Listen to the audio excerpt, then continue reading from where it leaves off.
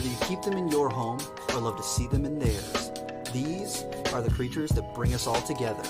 Reptiles.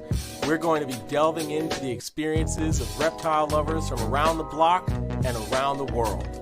This is the Reptile Talk Podcast.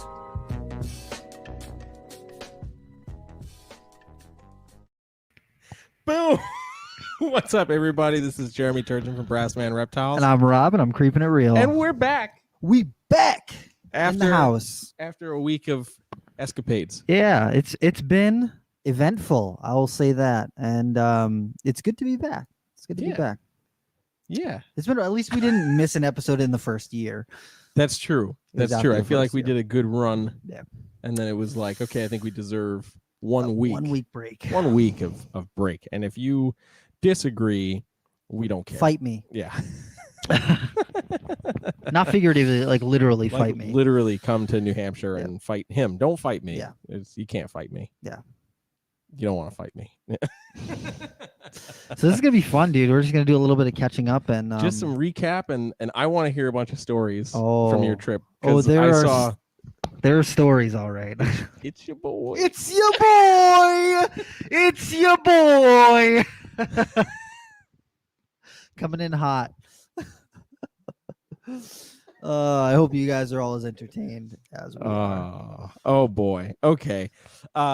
So for everybody who might not know, yeah, where did you go? I went to Detroit, or the Detroit area. I'll say it's just easier to tell people you're going to Detroit when you're going to Michigan. Michigan. Yeah, Michigan. Yeah, so I was supposed to be out there for a bunch of music work that ended up getting canceled because just because the artist had a discrepancy with the studio. Oh, so I didn't know that. Yep. So that was a thing. So thank God Brian Barczyk lives in Michigan also. Hey. So I was able to know him to spend some time over. Dude, you know Brian Barczyk? I do. Damn. Believe it or not. Believe it or not. So I got to spend some time with Brian Barczyk. That was fun. And Rob was in a different time zone. I was. I went to the other side of the country. It's crazy because my connector flight was from Boston Logan, which is in Massachusetts. I went to Los Angeles, LAX, and then to Las Vegas. And that's where I met up with everybody, was in Las Vegas. And they're like, where are you right now? And I was like, well, I'm at LAX. And they're like, you overshot. You went too far. And I was like, I know, because it was like an hour layover or something, hour and a half in LAX. So that was interesting. Did you buy anything in LAX? No. Good. No, I it don't. Would have been very expensive. I don't do that. I looked at all the things. I know from experience. Yeah. It's very expensive. Yeah. That's good stuff. Good stuff. But you didn't go. You didn't just go out there by yourself. No. So we had to keep things interesting. So I brought Lucas Cobra Keeper Jr. with me out there, and I was also going to take him to the studio sessions because he plays piano and stuff. You had to put a feature. But yeah, I was going to put a feature. He was going to spit some hot fire. But yeah. So luckily, like I said, we were able to hang out with Brian for a few days and just kind of hang out. We did the podcast with him. We filmed a vlog. It was just a great time. Brian's wonderful. I've known Brian since 2008, 2009. And he's always been wonderful to me. It's always crazy because I first went out to his place in 2011. And that was when he still had his big warehouse where he was like just breeding snakes and like that was it. And I remember that week that I spent out there very vividly. Like every moment.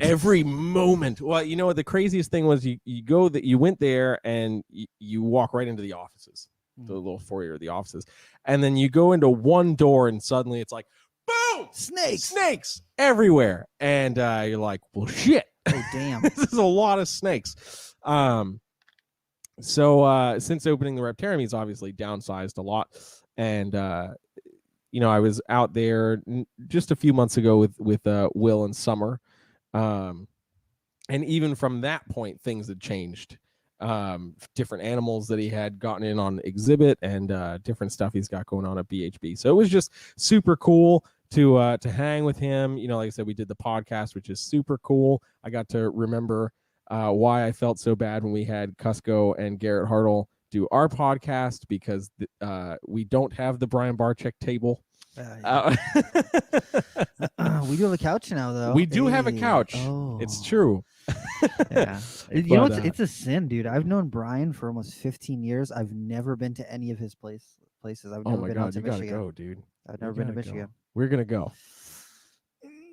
Yeah, I do want to go really bad, though. I really think you would enjoy it. Seriously, taking time off for me is always like is stressful. Yeah. It's still worth it though, and I mean, Brian's such a nice guy. I love Brian. You know, he really is such a wonderful guy, and it's awesome. It's always awesome to hear, because he always has 1,000,001 things going on, and he's doing 1,000,001 things. So, he's always thinking forward, which I certainly respect about him. So one of the new things that he's doing is reptile fat heads. What is that? Giant stickers, giant stickers for your wall. They're called fat heads. Oh, yeah. I didn't know that. Yeah, so he's doing these fat heads of all the major ambassador animals of the Reptarium. Well, that's cool. That's cool. You get a Perdita fat head. Yeah, exactly. That's I don't like the massive. name fat head. It would it's like the size of the couch. Oh. Yeah, that's like pretty the cool. length of the couch. That's pretty cool. I need a Janet. I need a Janet one. Absolutely. Well, so that was one of the things he was talking about, was being able to upload your own photo through, yeah. So there's some cool stuff. Janet. Yeah, big Janet.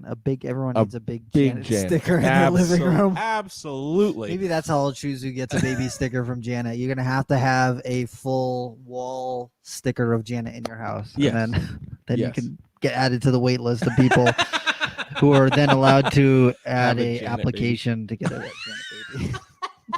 Not even to guaranteed get one, just to be able to submit the application for consideration. Yeah. Oh my gosh. But yeah, so it was great. Lucas had a great time. And then of course my friends Lenny and Andrea and Tyrone met us up there a few days later, which was great. They'd never been out there, so I showed them around a bit. And we also took a detour to Indiana to visit.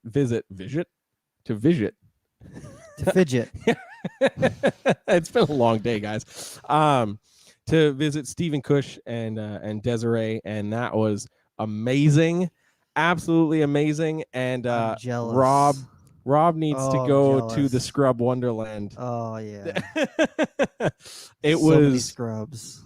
Yeah, there's a lot of scrub pythons. I'm not even I like scrub pythons. They are absolutely amazing snakes. I don't know if I'd ever own one. Rob was probably going to let me raise some stuff up, because he doesn't have room for the 1,000,000 scrub pythons he wants.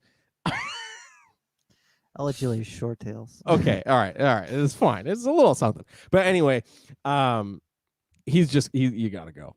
You absolutely gotta go, because there's so many amazing scrub pythons, and I know I certainly appreciated it, but I know Rob would appreciate it 1,000 times more, just because of how dedicated he is to scrub pythons. Yes. So, but it was absolutely wonderful. So massive shout out to Brian and Desiree and Steve. For just hanging out with us. And if you were hanging out with us, this is going to be an epic insider for just that group of people. Hashtag the big nasty.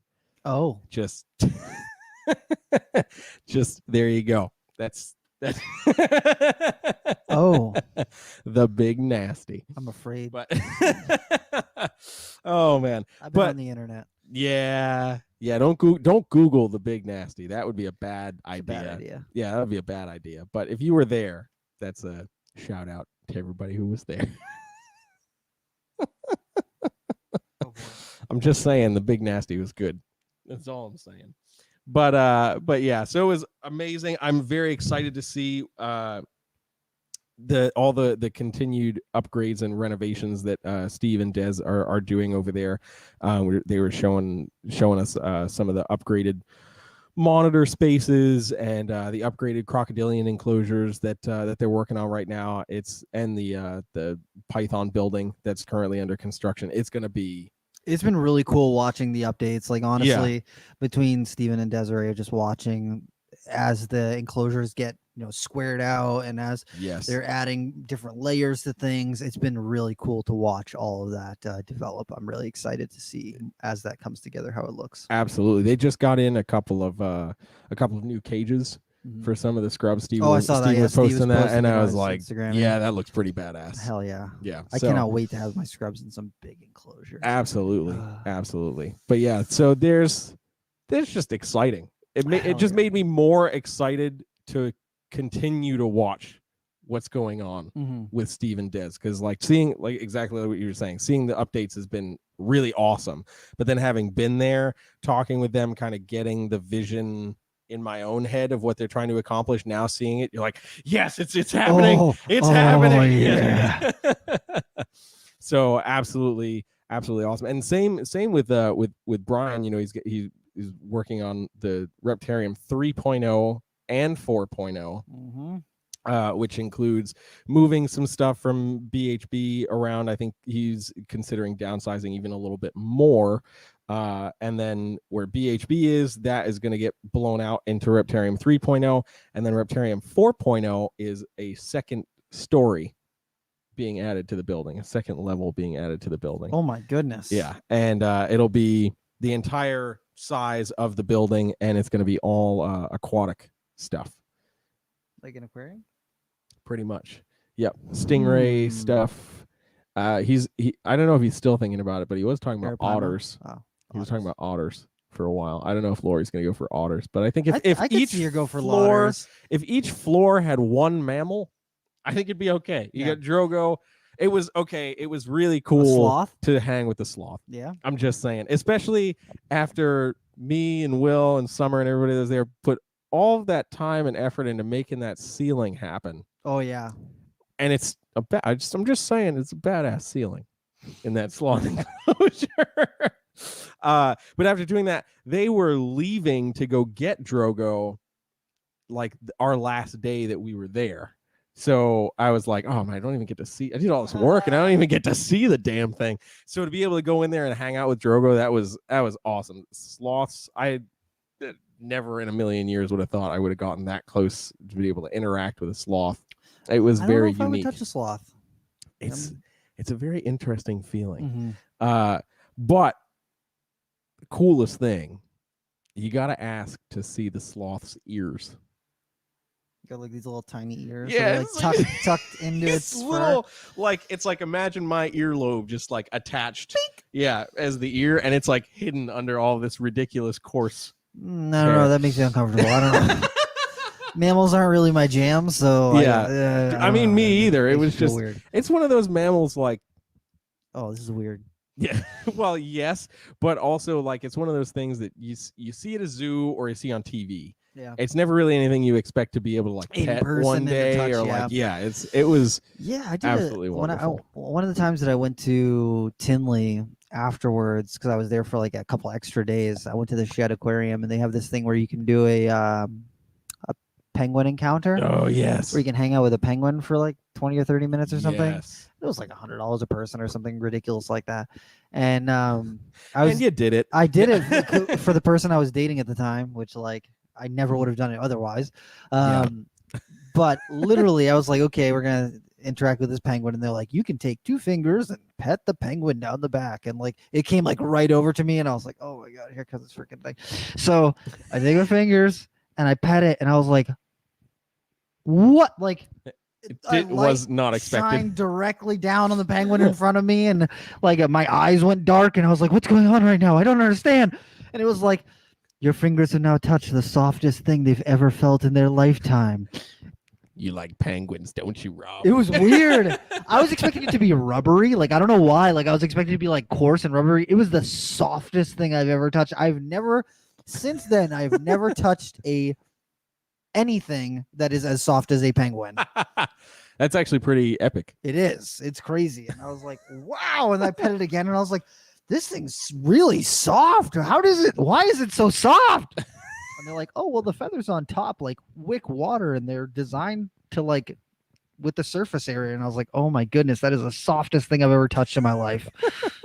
I still to this day, I've never touched anything as soft, and I don't think I ever will touch anything as soft as a penguin. That's pretty epic. It's weird. That's absolutely pretty weird. epic. But just weird. Yeah, it is a little weird.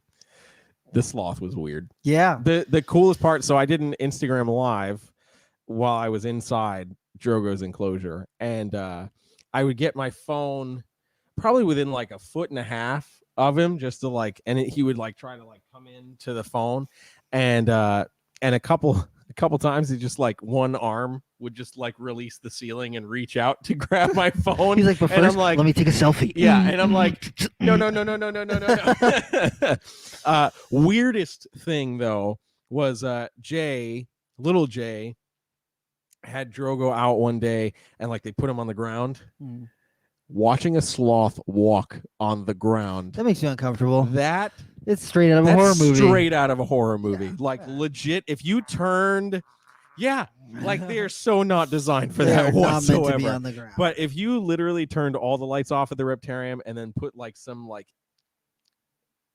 I don't know, very dimly lit like colored light, and then you just saw that red and creeping forward, you'd lose your mind. Even if you knew what it was, even if you're like, oh yeah, it's Drogo, you'd still be like, it's a sloth, and he's here to murder me. Yeah, I don't need to be near this. It was very, very interesting.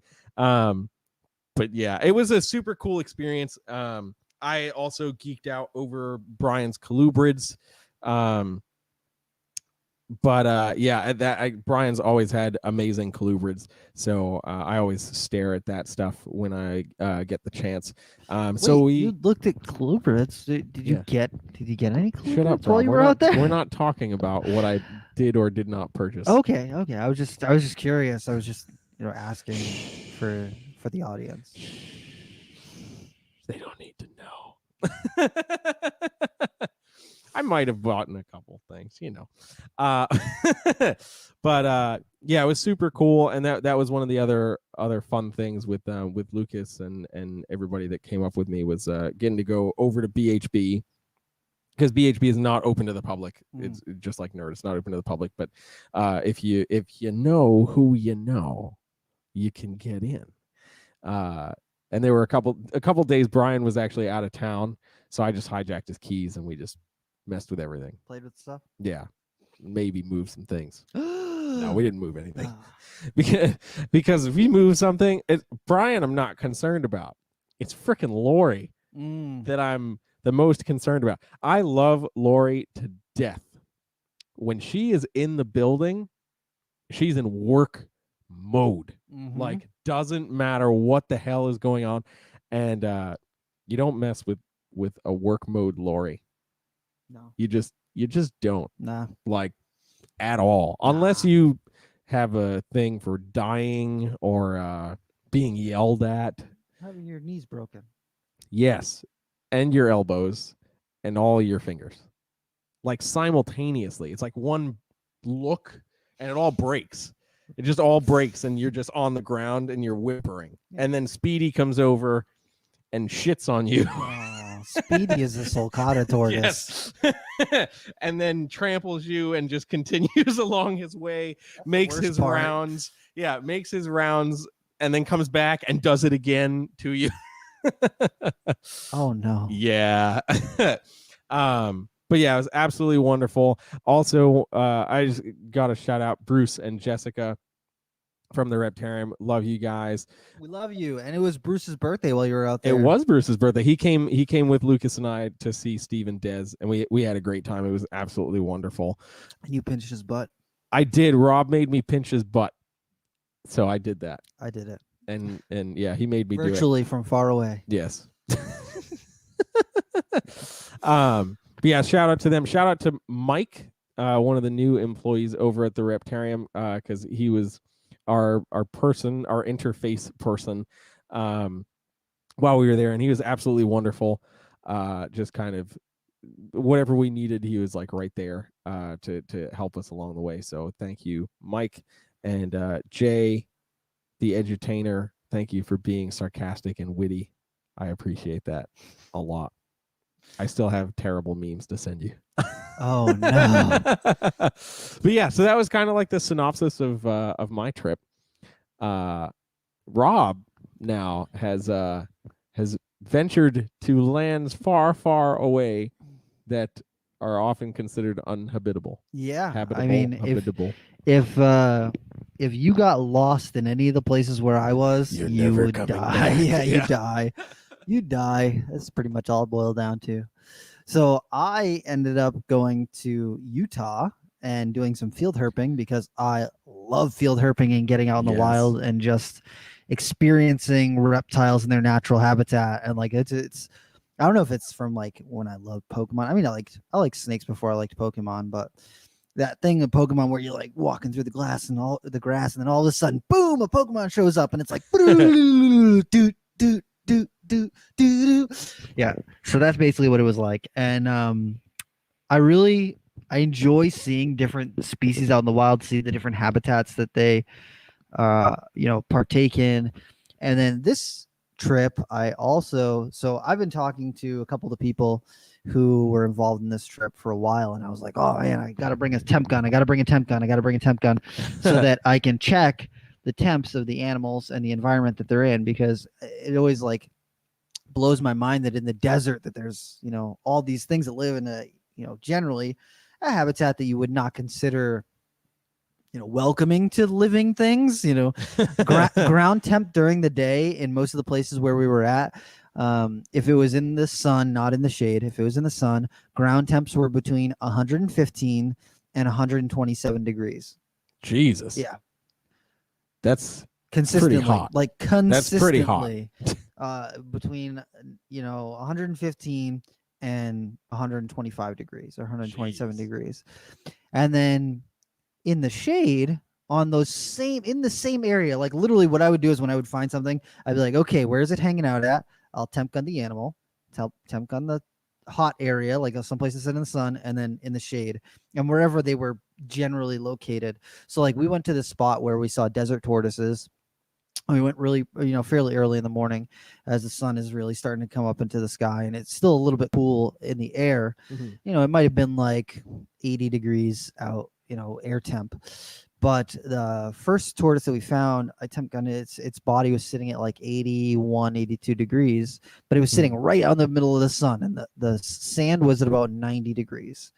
And so I'm like, okay, it's starting to heat up in the morning. Cool. Same thing with the next couple ones after that. They were like between like 82 and 88 degrees, but they were sitting out in the sun, like right out in the open. You were just like walking along the trail, and then boom, there's a tortoise right there.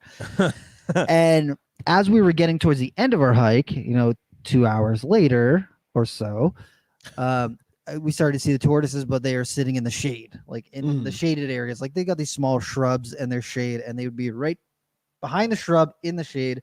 And so I temp gun the animal, and the animal is sitting at about 89 degrees, between 88 and 90 degrees. Their body temp is sitting there. And then the shade, the sand in the shade and the general area in the shade was generally about 76 degrees, which is wild. Like 76 degrees is pretty cold. For the desert. Yeah, because I literally, it would be like, okay, so the brush is right in front of me, and then the sand and the sun is right off the side. So the tortoise is sitting in the shade. I temp gun the tortoise is at 89. The sand itself is at 76. And then I go 6 inches to the right, temp gun the sand, and it is at 115 degrees. Jesus. Almost 50 degree difference between 6 inches from where the tortoise is and where it could have been. That's crazy. It was ridiculous. And I saw that consistently, like absolutely consistently with a lot of the things that we found. It was like, if we found it during the daytime, it was either sitting in the shade when it was hot, or it would be out in the open when it was in the morning. Cooler. Yeah. And that really is freaking crazy. It was ridiculous. Absolutely ridiculous. And, when I first got there, and I was like so excited about this temp gun. I'm like, oh, I'm going to test all this stuff. And everyone's like making fun of me. They're like, oh my God, like, what are you doing? What are you doing? Like, really, you're going to do that? Because I was just like walking around, like, just even when we didn't see stuff, I was just like, what's the temperature here? What's the temperature there? What's the temperature there? What's the temperature there? Because like, it's one thing if like, I know a lot of people who when they are keeping an animal, they'll like research where it comes from, and then they'll set their thermostat to be like whatever the temperature is where that animal's from. And if you did that for these deserts, you'd be keeping your desert tortoise at 110 degrees or something ridiculous like that. And when you saw what the tortoises were actually doing, they were sitting at about 88 degrees. And they would thermoregulate to keep them right there. If it was early and it was colder outside, they'd sit in the sun until they got to that 88 degrees. If it was hot, then they would go into the shade and try and keep it that 88 degree temperature. It's crazy because you found that to be the same like across the board on all the tortoises. Yeah. That's really crazy. Yeah. That they like as a species, at least that part of that population was like, yep, this is what I want to be. 88 degrees. Perfect. And it was like, because at the beginning we were seeing like bigger tortoises, they get like 14 inches or something like that, not a giant tortoise, but really good size. And then towards the end, we were finding like little tiny ones, like maybe 5 to 7 inches carapace length. And like very consistently with all the ones that we found, whether they were small or big, they were all sitting right or they were trying to get right to about that 88 degree temperature. That's crazy. Yeah. Really wild. Nature. And so we were out there with a few other people. So the people I know who live out there, Chris Allen Jensen and Aspen Mahan, those guys go field herping out there all the time. They're just like cruising and hiking and doing all like at least like a couple times a week they're out there field herping. That's awesome. But a bunch of us came together and decided to do this trip, and I kind of got tacked on. So this wasn't my trip initially. This was somebody else's trip, and then they were like, "Hey Rob, do you want to come on this trip? There's a couple of people who you're friends with and you might want to come and do this." And I was like, "Hell yeah, yes." One of the people being Keith McPeak, which is like absolutely blows my mind because Keith was like one of the first guys to do Borneos and really like quote unquote proved out a bunch of the Borneo morphs like the ghost and marble and a lot of that stuff. And so I really look up to Keith quite a bit.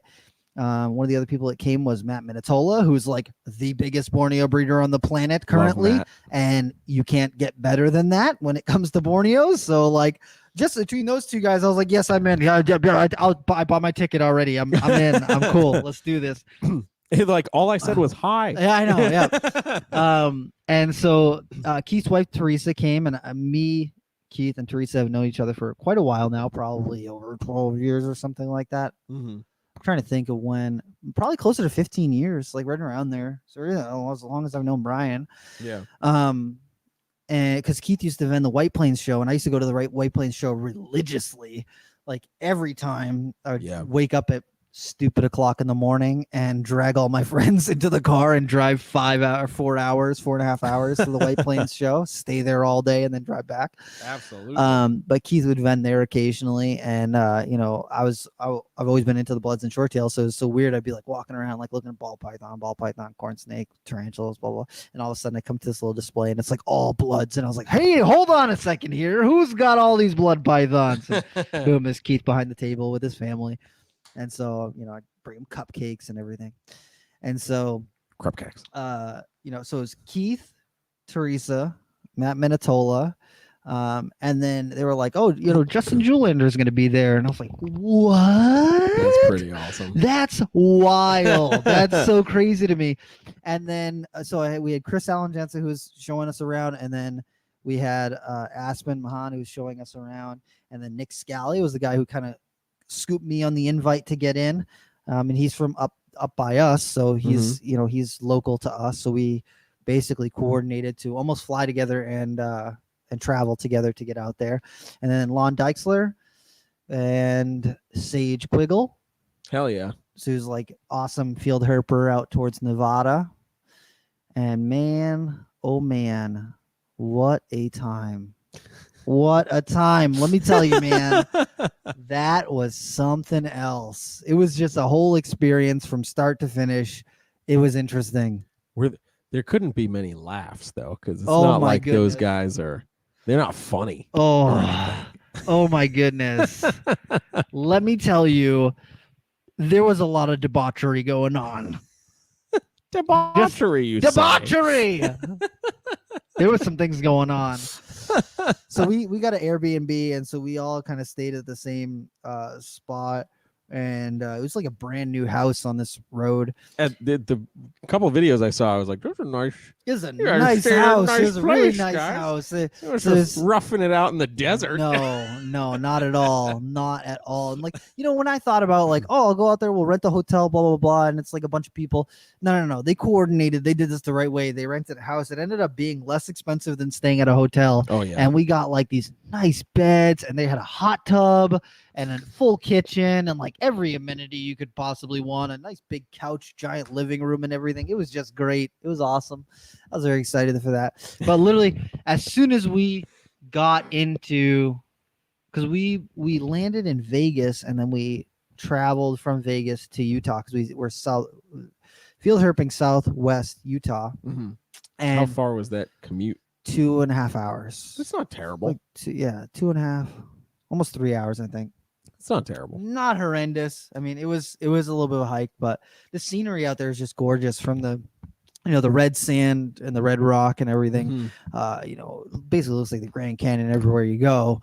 And so it was really cool to do that. And I've been to Arizona once before. I'd gone with my mom, and she was kind of more wanting to do the sightseeing thing, and I am I'm not a fun person to go on vacation with. I'm just going to throw this out there. If you're like, oh man, it would be so cool to like hang out and go on vacation with Rob, it's really not, unless you are like the most diehard, all I'm going to do is reptiles 24/7, then you might be okay with it. But aside from that, you're just going to be like, wow, does he ever stop? Does he do anything besides reptiles? Because there was a couple times where we're like, oh man, I think we're getting kind of tired. Maybe we should turn in. And I'm like, we should do one more round. Like, let's just go up and down, like road cruise the road, guy. just one more time before we head back. I am that guy. Damn. I was like, man, I'm only here for 5 days. I got a limited amount of time. I don't really need to sleep. Let's do this.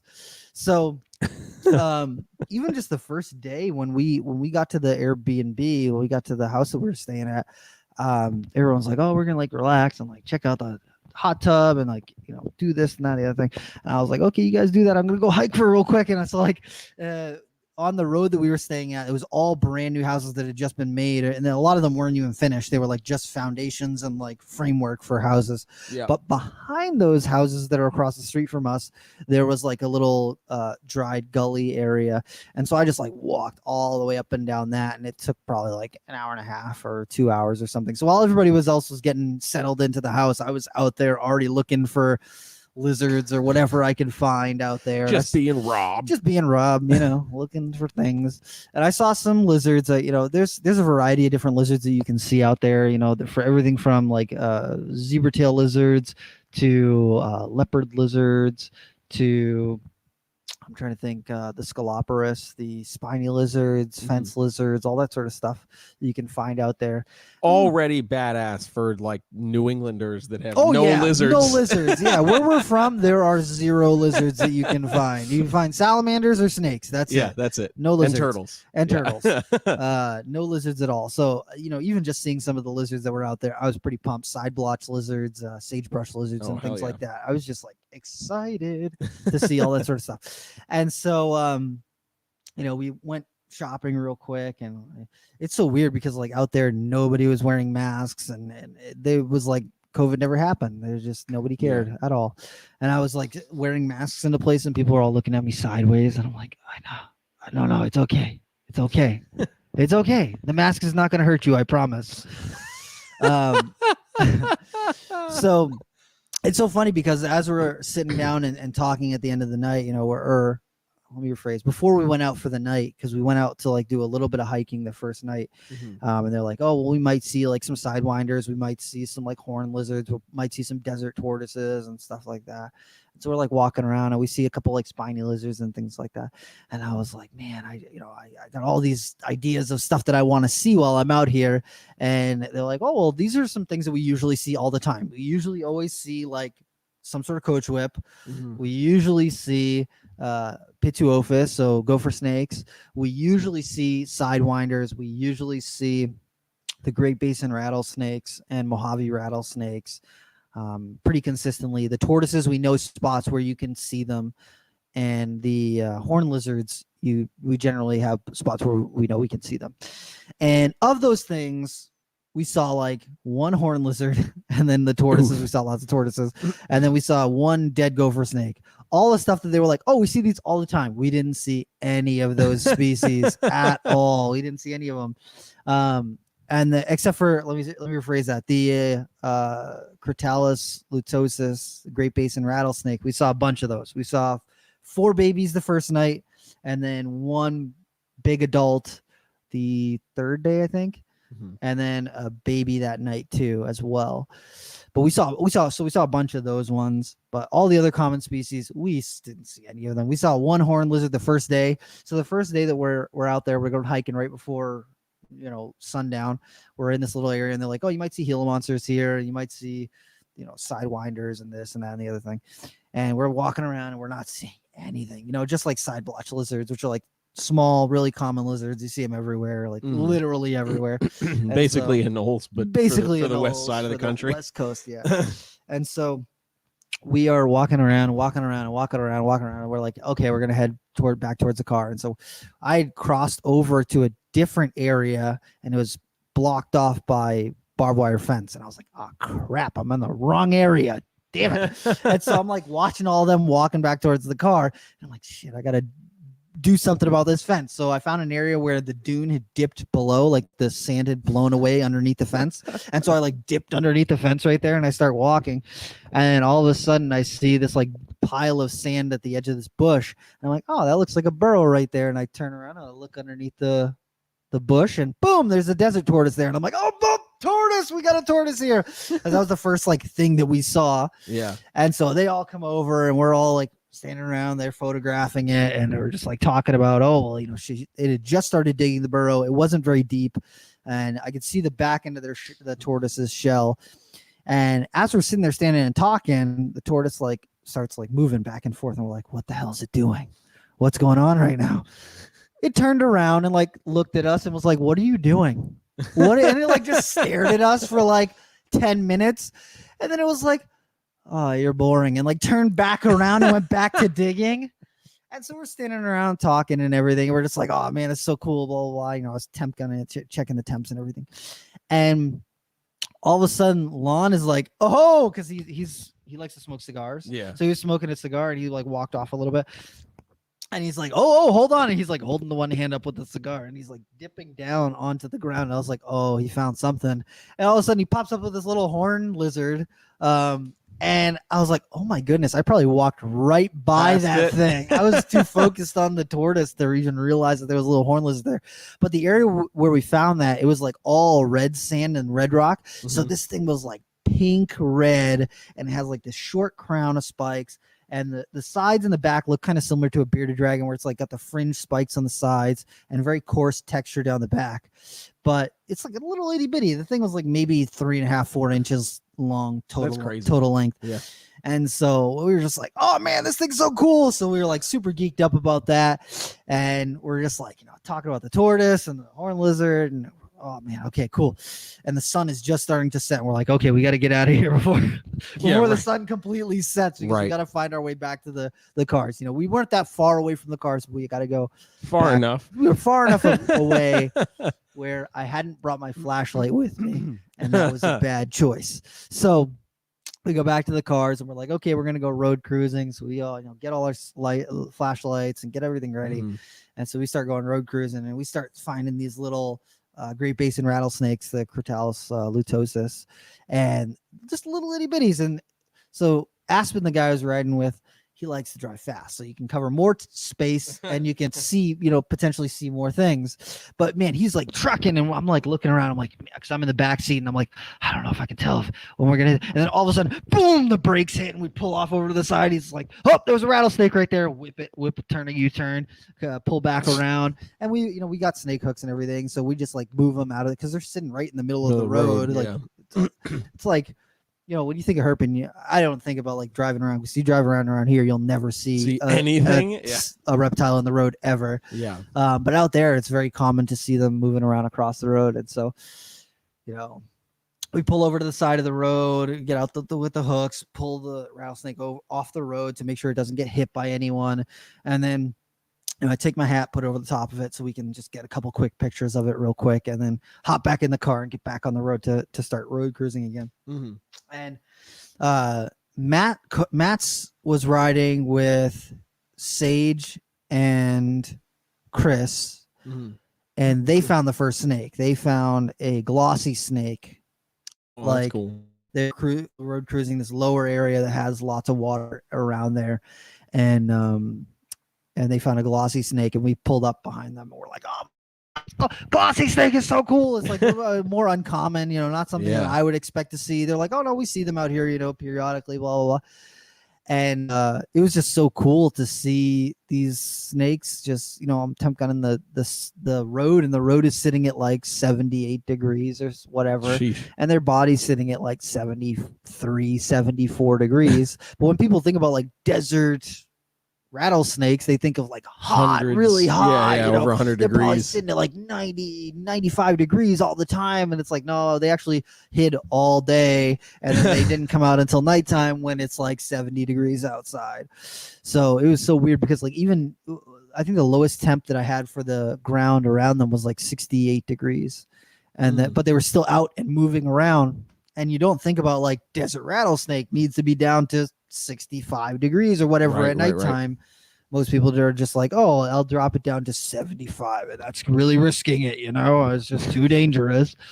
But the animals themselves are out there at 68, like, let's do some hunting. Let's hunt some things. So that was like super interesting. And so the first night, Keith and Teresa weren't there. They were flying out the next day. And so the day that they came, we were like, okay, we're going to go actually looking for Gila monsters, because that's like our target species. That's really what we had gone out there for.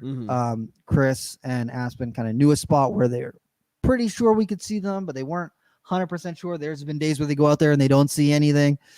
And so once they got there, we all like regrouped, everybody gets together, eat some food, and then we'll go out looking for Gila monsters. And so we go out to the spot, and we're hiking out there and just talking and looking at the habitat, and we're just bouncing ideas off of each other of where we think we're going to see them, or what we expect, what kind of habitat we're expecting. Because when you see pictures in books, a lot of them are like staged, where it's like, oh, they like put it up on this rock where you can see the whole desert background, and it's all sand and there's nothing there.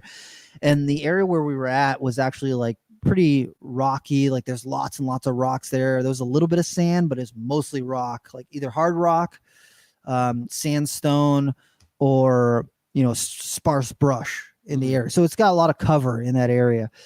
And so we're walking around and like taking a peek around, and they're like, oh, you might see tortoises out here too, you might see some lizards and stuff like that. So we're just like looking around and everything, and we're starting to climb up this elevation. And as we're getting to this one spot, they're like, okay, like just tread lightly when you get up here. This is usually a spot where we see them. So we're like looking around, and there's a couple of us who are up there, and a bunch of people are down on the lower area looking more towards the washout area and where it's more sandy. Like they're expecting to see it down by the sandy area, and I'm expecting to see it like higher in the rocky area. And so we are looking around, and I see this rock like overhang, and it's like, there's only like maybe 3 inches gap at the bottom of it. But I look at that and I'm like, oh man, that's a reptile spot right there. Like that's if I was a Gila monster, that's where I'd be hanging out. And so I see it, and I look over at Chris and Aspen, and I'm like, that's the spot right there. And they're like, oh, you've got an eye for things like this. And I was like, yes, because that's, if I was a Gila monster, that's where I'd be hanging out. And so they're like, just go real slow and like shine a flashlight up in there. And so I go over there, I get down on my hands and knees, and I take my flashlight and I shine it in there, and there's nothing in there. I'm like, crap. If that's, and they're like, this is the spot where we usually see them, like right up underneath this rock. And I was like, shit, there's no Gila monster under there. Damn it. And I'm like, okay, so maybe we won't see any Gila monsters this trip. And so I'm climbing along the rocks, and what I'm noticing is in the area where the elevation is, there's lots of ground birds that have nests along the rocks, or I'm seeing them take off right from the rocks right up into the sky. So first for me, I'm thinking, okay, like Gila monsters, they eat eggs. They're going to be looking for these ground nests. It makes sense for them. They've got great coverage in here. It's awesome. Like, okay, cool. And so we're like walking around, and there were 2 dead tortoises up there that are like, died of natural causes. And one of them had died several years ago because there's no meat or shell on the shell, or no meat or scales on the shell. It's just bone, and it's like bleached from the sun. It's all white. And then a couple feet away, there's another dead tortoise there that probably died a year or so ago, maybe less. It's still got a little bit of meat on its bones and a little bit of skin, maybe, but most of it is starting to peel away. The scales are starting to come off of the shell. You can start to see the exposed shell and everything. And they're within like 10 feet of each other. And I'm like, man, this is like an elephant graveyard. There's just dead tortoises out here. Sheesh. So weird. And so like I'm sitting there just like thinking and looking and all up in this rocky area and just like, man, what am I missing? I'm looking at this, I'm looking at that. And then all of a sudden I hear Gila from like way down the embankment, way down the bottom, like way over in the corner in this sandy area. And I was like, oh crap. And you just see everyone just start taking off running over there. Yeah. And so I'm like, oh my God, there's so many rocks. I'm just going to like take my time to get over there. So I'm like, striding, but I'm not running to get out there. But I'm just, trying to get there quickly because I don't want to miss it. Because if it's at the edge of a rock, it's just going to slip under the rock and then that's it. You're not going to be able to see it. And they're protected out there, so you can't touch them. So, I get out there and we're just like all standing around, and this thing is just like booking. It's just moving, and I don't know what it is, man. Their body was like very different than the ones I've seen in captivity. A lot of the ones in captivity I see, they look kind of like more stocky, more short. And this thing looked like an otter. It looks like you took it by the front and back legs and like stretched it out. And it's got this like super long body. And the first one that we found was like, you could tell it looked like it hadn't eaten a little while. It was a little bit thin and maybe it been a little bit dehydrated or whatever. One of the guys who was with us, he actually works with the Park Service, and he does monitoring of tortoises and stuff like that. So he was like, taking pictures and coordinate data of where the animal was, and this, that, and the other thing, taking pictures of the pattern so we can match it up with some of the ones that they've got in their database. That's cool. Yeah. And so we're all standing around taking pictures, and we're like looking at this Gila monster, and it's just so cool. And it's like, literally there's this big rock. It's like probably 4 foot tall, 4.5 foot tall, with some brush around it and everything. And the Gila monster's climbing over towards the rock. And I'm like, oh, it's just going to go like around the rock and then we'll take pictures on the other side. Nope. The thing just just starts grabbing the rock and just climbs straight up this rock like it's nothing. And I was like, oh shit. I was not expecting you to do that at all. That's really cool. And so it's up on this rock, and we got a couple good pictures of it sitting out on the rock. And I was just like, wow, man, this thing is like versatile. It could. That's like, crazy. I was Gila monsters have decent claws, but I wasn't expecting it to climb up. It wasn't vertical, but it was close to vertical for at least 2.5 foot. So it just like scaled this rock all the way up to the top. And sat up there for a second, and we're taking pictures and everything. And then it went back down the other side and down into the sand. And we got some pictures of it in the sand, which is like super, super cool. Hell yeah. And dude. So we're all geeked up, high five. And we're like, yeah, this is freaking awesome. Keith is there. So, we got to experience the Gila monster. And, that's the first one most of us had found. And so we're just all geeked up and like really excited. And we didn't want to stress the animal out too much, so after like a couple minutes of just photographing it and just being there, we're like, okay, we need to like chill out, we need to go do something else. So we're just starting to disperse, and like a minute before everybody else, or like maybe 2 minutes or 3 minutes before everybody else, I was like, okay, I don't want to stress this thing out. I'm going to go look for another one. So I start going up the sandstone and like really climbing in the same area. So I didn't go all the way back to where I was, but I went to another area that had like, brushed out red rock and all this stuff. And I'm climbing around and looking. I got my flashlight and I'm looking at all the crevices and everything. And for those of you who don't know who Nick Scally is, he is a prankster and a jokester, and he likes to troll people online. And so he was with us on this trip, and like 4 minutes, not even 4 minutes after we left that first Gila monster, I hear Nick go, Gila! And I was like, this fucking guy is trolling us right now. And I was like, that's such a shitty thing to do. Why would he do that to me? I'm going to get excited. There's not a Gila monster. And I didn't move. I just kept looking around. And then I heard him go again, Gila! Oh my God, it's another one. And another person was like, 2 in 1 day. And I was like, are you kidding me right now? Damn. So I take off back over to the same here, like maybe 40 feet away from where the first one was. Oh, Boom, shit. there's another one right there. Like, what are the odds? That's what are awesome. the freaking odds? And Nick was the one that found it too. And I was like, you. Oh, I'm going to angrily shake my fist at you right now. Oh, man, was I mad. I was like, oh, Nick found. I mean, yes, I'm so glad that he found one. I'm so glad that we all got to see another one. But Nick, it wasn't me. So Nick's all excited. He's like, yeah, you boom me. There's a reason that you guys invited me on this trip. Because he's like, Nick's into hanging out with people and everything, and he likes the reptiles and everything, but he doesn't know the Latin names, and he's not looking up the research of like where these animals are found or anything. He went for the experience, and he was so geeked out that he got to find that second Gila monster, and the second one was like robust, and like you could tell that thing was eating everything. That's the other reason the other one didn't look that great. Exactly. That one was eating all the resources. Thing was jacked. It was just like. Absolutely. And that was a Gila monster that the guys who were with us had already found before. It was one that they see on a fairly regular basis in that area.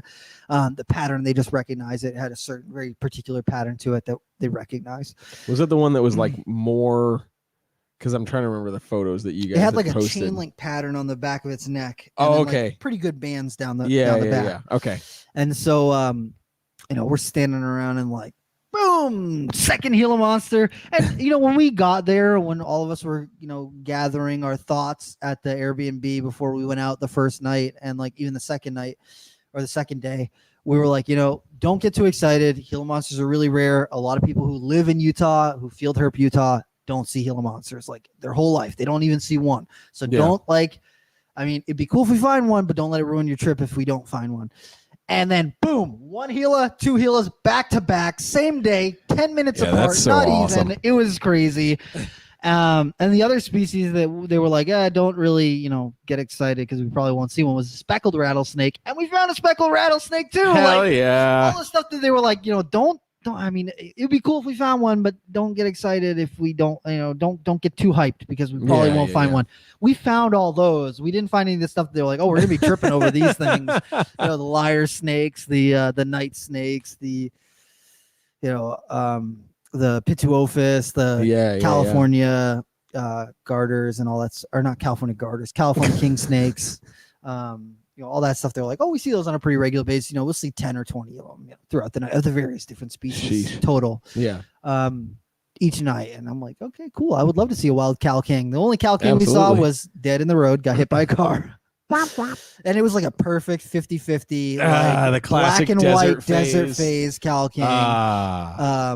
It got hit like probably 2 minutes before we got there. Oh, but it was like dead. Yeah. And then the same thing with the gopher snake. The only gopher snake that we saw was one that got hit in the road, and we're like, oh crap. Damn, that definitely sucks. Yeah, but it was so surreal, man. Just being in the desert with like Keith McPeak and Matt Minatola and like a bunch of my other friends, and just having a wild Gila monster right in front of you. It's just like. Yeah, that's pretty freaking awesome. So mind blowing. Like for me, like I really look up to Matt and to Keith a lot, and being able to just like hang out and talk with them, because like I would hang out and talk with Keith at the expos periodically, and I'll talk to him online every now and again. I love reading his posts. He always posts like really thought provoking stuff and stuff that gets me thinking about, the hobby and the way that we keep things and all that sort of stuff. And Justin Julander too, just seeing those guys, and then hanging out with Matt Minatola, and I've hung out with him at expos a little bit, but not really a lot. But getting to like actually hang out, spend time with him, downtime, in a hot tub, shooting the shit, talking about snakes, talking about the hobby. It was just like very humbling for me because it's your boy. Between Lon and Nick and Matt, they're all talking about their kids, and they're like, man, they just love YouTube, man. They don't watch TV. All they care about is YouTube, and all these YouTubers just start out every video with "It's your boy." So that was kind of our thing for the trip. So if you see Nick Scally, make sure you tell him it's your boy in the house. Amazing. So man, it was just so cool. And then we saw wild tarantulas, which was wild. Wild Arizona blonde tarantulas, cool. Wild scorpions, and Sage is like an incredible herper. Like I knew her through the internet. I hadn't met her in person before, but just she's like got this. She's very knowledgeable. She's kind of quiet, but she just like she kicked ass, man. She kept right up and was hiking and photographing. That's awesome. And she was going ham, man. It was awesome. I love it. I love that. It was cool. Rob had a great time. I had a great time. And basically what it told me was that I need to do an Arizona trip ASAP. Because I really, really, really need to see Crotalus molossus, the blacktail rattlesnakes in the wild. And I really, really, really would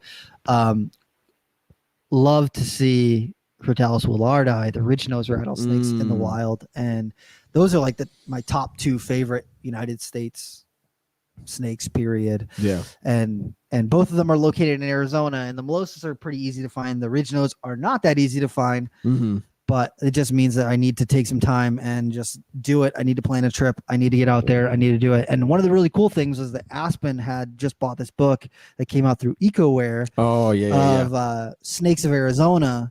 And that book, oh my goodness, I was thumbing through it a little bit and looking at all the different like high quality photos that they had in there of the different species. And not only did they have like good pictures of representatives of the species, like the first one that comes to mind is like the Crotalus cerberus, the black rattlesnake, the Arizona black rattlesnake, not the black tail, but the all black rattlesnake. Black, yeah. And most of them are like, or most locales are jet black. Like you can see a little bit of pattern, but they're mostly a black rattlesnake. But they showed a bunch of different localities in there where they were not black, where they were like tan with black markings on them or a gray wash on them, and like all these different locales that did not look like what you would think that species looks like. And they did that with like each species as they were going through the book, and I was just like so geeked out, and I was like, this book is amazing. Hell yeah. And I bought it before I left. I was like, I went on EcoWare's website and I was like, I need this book. It's $55. I don't care. I need it. And I bought it because it has so much good information in there. And I just want to read through all the species that I want to see while I'm in Arizona, see their distribution maps, and really just like. It's also super rare to find a book that not only has good photos of the particular species, but of the locality variations. That's a massive thing. That shows right the locality differences of the same species. And there's like a couple of really awesome pictures of like rattlesnakes eating birds, or there was one that caught a chuckwalla, and the chuckwalla that it was swallowing was like 4 times as big around as this rattlesnake, but it had it like halfway down its throat. So there's like, you see this little tiny rattlesnake head, and you can see the fangs, and then all of a sudden you see this giant chuckwalla body sticking out of its mouth. And I was like, man, that's so amazing. That's so cool. Ridiculous. I was so geeked, and I was like, okay, I need this book so I can read through it because I'm so excited for that. Hell yeah. It was just such an experience. And then, Justin Julander is out there with us, and, looking at the different species, and he's watching me like temp gunning things, and he's like, what you doing at the day that we went out and we're looking for tortoises? And I was like, well, I'm just curious. And he's like, are you like doing research? Are you writing a paper? I was like, no, I'm not writing a paper. I'm just curious for me. And he's like, are you writing down the data? And I was like, what am I going to write down the data for? Like, if I was going to, for me in my mind, if I was going to use this data in a useful way, I would have to be there like for a month straight, just recording data at different times on a specific species, looking at them all day throughout the day, where they're going, what they're doing, temp gunning them the whole time, and the environment and all that sort of stuff.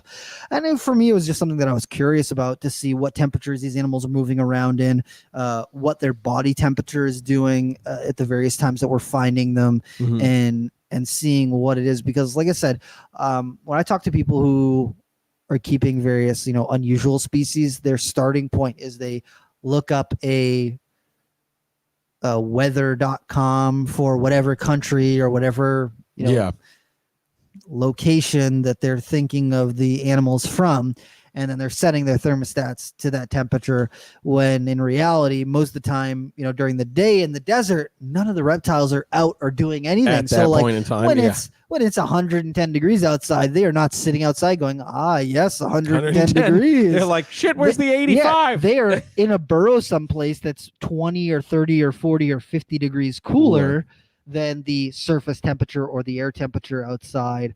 And so if you were just going by, I keep an Arizona black-tailed rattlesnake in the area where they're found, it gets 110 degrees. So I'm going to make the enclosure 110 degrees.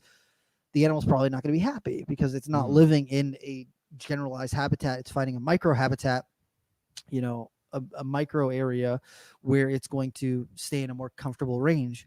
And the only way for you to know what these animals are actually doing is to go there and see it.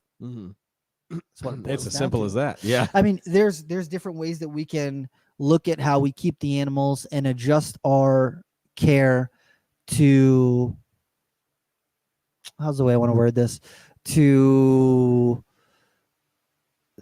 how we see the animal adjusting. So if you see your bearded dragon has got its mouth open and it's gaping, that usually means they're too hot. If you've got your temperatures at 140 degrees, maybe it's too hot for your bearded dragon. You need to tone it down a little bit. If it's sitting out and basking for a minute and then hiding the whole rest of the 24 hours of your day, it's probably not good. Yeah.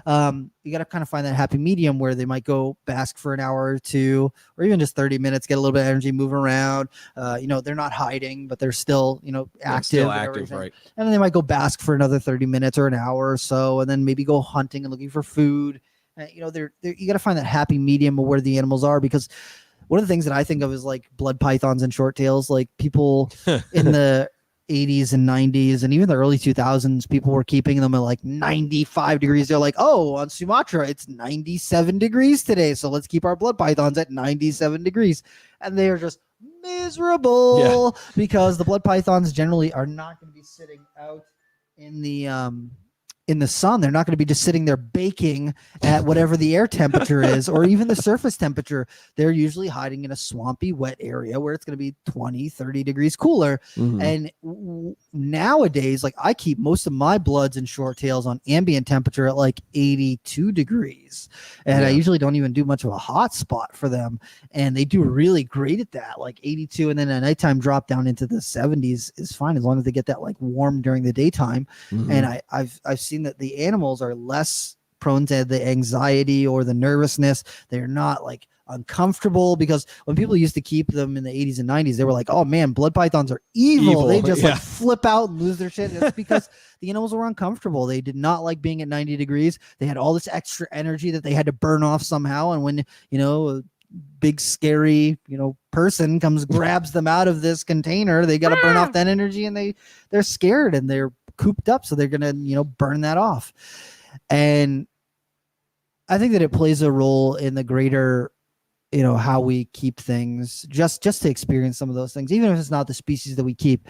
And Justin was like, dude, you should write a paper. You should like write down this data and like write a paper about the tortoises and the temperatures that you're seeing them at. And well, dude, for me, I would just want to take more time. I would need a giant sample size of different individual animals at different sizes and different times of the day.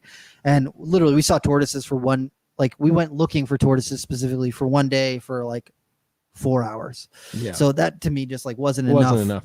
Hey, I'm just saying, if it was enough for the U.S. Geological Survey. Oh. True though. Fuck those guys. I'm going on record right now to say it. Bunk science. I think 4 hours is all you need, Rob. I don't even know if they did that much. Yeah, no, it was one of the finger in the mouth, hold it up in the air. Yeah, exactly. It's like, yep, okay, I got it. It's not going to rain today. Yeah. There's no breeze. Yeah. So that it was just so incredible, getting to hang out with Justin. Like I've never met Justin Zoolander before. And his wife Heidi was with him, and I'd never met Sage in person before, but I knew pretty much everybody else and had met them at least once. And just getting to hang out and talk reptiles, and I feel like it. At an expo you can do that for a little bit, but you don't want to. If somebody's vending, like Matt would always be vending Hamburg, so I wouldn't want to take up his time so you can deal with customers and sell stuff, because that's kind of what you're there at the expo there for. just getting on, a chill way to just experience, just talking reptiles and not any pressure and hanging out in a hot tub and everybody's having a good time. We're cooking on the grill, making burgers and chicken and, just hanging out and just having a good time. It was very much needed because I don't get to do that very often. I usually don't take vacations ever. So it was very, very worth it and really lights a fire under my ass to get to Arizona because I need to see more rattlesnakes.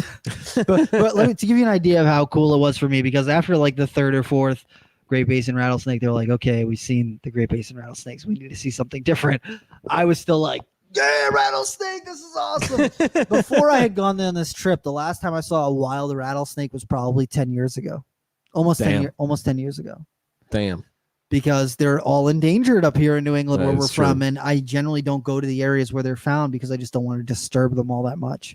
Yeah. With the few numbers that they have. And then they always have park rangers patrolling and they'll, arrest you for harassing endangered wildlife. So I don't even go out to those areas anymore. So it had been almost a decade since I saw a live, wild rattlesnake before. So just seeing the little baby rattlesnakes that we found that first night, I was just so geeked, so excited. And then the big one that we found, let me tell you that I know that we're running on time, but yeah. The big rattlesnake that we found. So that day that we had found the big Great Basin rattlesnake, we were actually looking for mountain king snakes, Pyromelena. Oh, if you found pyros, I would have lost my fucking shit. So Aspen and Chris told us, like, as soon as we got out there, they're like, look, guys, this has not been the best herping that we've had. Usually we see way more species by this time of the year. We've had a real drought recently and they haven't had rain in a couple months. So a lot of the stuff they usually see has not been out, has not been on the move. They haven't seen the variety of different species that they usually see. They haven't seen the numbers of animals that they usually see. And so they're like, we're going to hit some spots, hoping for this, hoping for that. As we go, we'll figure it out and all this sort of stuff. And when we got to the Arizona mountain king snake or the mountain king snake, location, it was just hot, lots of elevation climbing, and we didn't even see lizards. Like we only saw like maybe 2 or 3 lizards the whole time, which, like, if you're out there looking for snakes, you want to see their food items out there too. So looking for lizards is important. And as we're climbing up, we're just getting higher and higher in elevation and we're just not seeing anything. No food, no real places for them to drink water. Not a lot of great areas for them to bask. The area was a little bit overgrown and this, that, and the other thing. And so we're like, oh man, we're starting to get tired because we've been road cruising the night before and moving around and doing this and doing that. And so, we kind of decided to call it and we're all going to head back to the cars and, we'll try road cruising that night and see what we can find. And so we get back to the cars and we're just like, kind of a little discouraged. And I started walking around the lower area just looking for stuff. And I'm like, not finding anything. No lizards. Yeah. No, all the nothing. Stuff you would want. No birds, nothing. And so everybody's getting in the cars. And I'm like, the whole story of this trip was everybody's getting ready to leave. And then I'm a half mile away because I was just like, I need to find something. Just grasping at straws, looking for anything that I could potentially find. And so, we all got back in the car, or the 2 cars, because we traveled together in 2 cars. And Aspen's driving our car. So it's me, Nick, Lon, and Aspen in that truck. Mm-hmm. And so we're taking off down the dirt road to head back to the Airbnb. And Keith, Teresa, Sage, Chris, and Matt Minatola are all in the other car.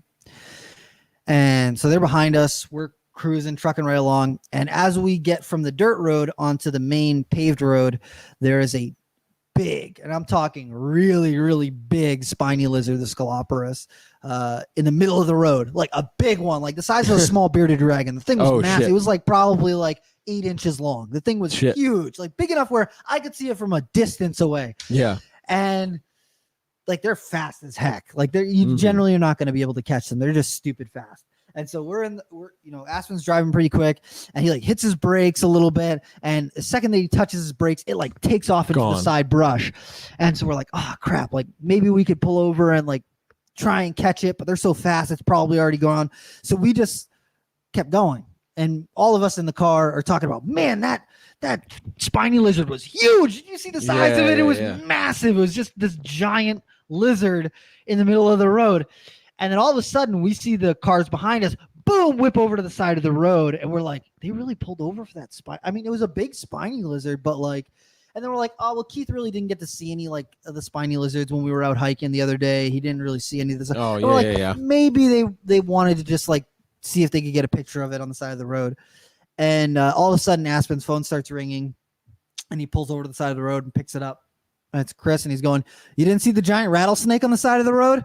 And we're all like, "A rattlesnake on the side of the road? What are you talking about?" And so we like whip back around, pull back up, and there's like a 4.5 foot Great Basin rattlesnake just chilling there. And we're like, how did we miss that? What the hell is going on right now? We were so distracted by that spiny lizard that we didn't see the giant rattlesnake sitting right there, because we were just like, we saw the lizard and we're like, wow, that lizard went fast. And we're all like looking at the lizard, driving right past the rattlesnake. Damn. And so, everybody hops out of the cars. We're all like taking pictures of this rattlesnake. And it was just like, it was pretty chill. And every now and again, it would like hop forward a little bit just to like go, hey, don't mess with me. I'm still tough. Don't mess with me. I'm cool. And, but for the most part, I didn't really even strike. It was just like, I'm over you guys, leave me alone. And it was like right on the edge of a neighborhood too. So we like sat around, take pictures of it a little bit, and then, sent it on its way. And it was just like so cool to just see this like big rattlesnake. And that's the only snake that we really saw during the daytime. Everything else we saw at nighttime: the speckled rattlesnake, glossy snake, the king snake, the gopher snakes, all the other rattlesnakes. Everything was at nighttime when it's like 70 degrees outside. Dude. Fuck yeah. I'm all amped now. It was a good trip. Now I need to go field herping. Yeah, but it was like we were looking for like a whole bunch of different stuff, but because it was so dry, we saw like very few of the things that we were looking for. We had some really good hikes, really great conversation, and that's really what it boiled down to, was just getting to spend time with these like really great people and just bounce ideas off of them and try and see where everybody was at when it comes to just what they're keeping, what their season's looking like, and all this different stuff. And it was really humbling just getting to spend that time with some people, outside of my regular bubble, and just see where everybody's at. And man, I need to go field herping again. Hell yeah. I need to do it. Absolutely. So excited. I didn't even talk about finding scorpions or tarantulas or that speckled rattlesnake. Maybe we'll have to do a different episode some other time. But man, it was such a great time. Thank you so much to all those people who invited me along and allowed me to come.